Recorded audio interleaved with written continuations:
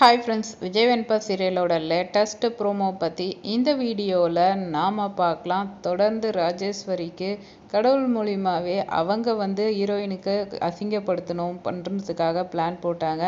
கடைசீட்டில் இவங்களே ஒரு பெரிய பல்பு வாங்கினது செம சூப்பரான விஷயமா தான் இருந்தது அப்படின்னு நீங்கள் நினச்சிங்கன்னா நம்ம வீடியோக்கு ஒரு லைக் பண்ணிக்கோங்க. ஸோ கலசத்தை நம்ம ஹீரோயின் விஜய் கூட சேர்ந்து பண்ணணுன்றாங்க. ஆனால் அதுக்கு ஏதாவது கண்டிப்பாக பிரச்சனை பண்ணி ராஜேஸ்வரி ஒரு பக்கமும் நம்ம ஹீரோயின் ஒரு பக்கமும் எடுக்கணும். இதில் யாருது கரெக்டாக வருதோ அப்படின்ற நிலையில் முடிவு பண்ணி எடுக்கிறாங்க. ஏன்னா விட்டு கொடுத்துருப்பாங்க நம்ம ஹீரோயினை, அதை நீ விட்டு கொடுத்து நான் என்ன அப்படின்ற நிலையில தான் இந்த போட்டி இதாச்சு. ஸோ இதில் எப்படி அவள் பல்பு வாங்கணும் அப்படின்றதுக்காக நம்ம ரஞ்சிதாவை இறக்கி வேலையை பார்த்தாங்க. ஆனால் ரஞ்சிதா கரெக்டாக சொதப்பி இருக்காங்கன்றது நல்லாவே தெரியுது. நம்ம ஹீரோயின் எதுவுமே பண்ண தேவையில்ல.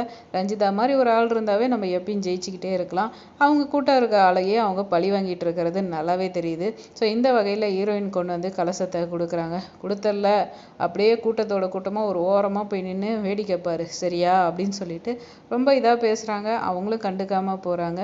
பூசாரி அந்த கலசத்தை ஓப்பன் பண்ணி பார்க்குறாரு.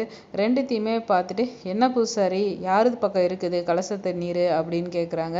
நம்ம ஹீரோயின் எடுத்துகிட்டு வந்ததில் தான்ப்பா இருக்குது அப்படின்னு சொன்னோன்னே செம காண்டு ரஞ்சிதாவுக்கு ஆயிடுது. என்னடி இதெல்லாம் அப்படின்ற மாதிரி, அதாவது ராஜேஸ்வரி காண்டாய் என்னடி இதெல்லாம்னு ரஞ்சிதாவை கேட்குறாங்க. இது என்னாச்சு எப்படி அப்படின்ற நிலையில் ஸோ ரஞ்சிதா ஒரு விஷயம் பண்ணாங்கன்னா கண்டிப்பாக அது சொதப்பல் தான்.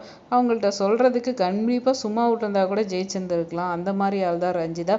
ஸோ காண்டாய் கடைசீட்டில் நம்ம விஜயும் சரி நம்ம ஹீரோயினும் சேர்ந்து கலசத்தை எடுத்து தண்ணியை ஊற்றுறாங்க. ஸோ இதுதான் கடவுள் அவங்களுக்கு போட்ட விஷயம் அப்படின்றது அதை ராஜேஸ்வரியால் கூட தடுக்க முடியல.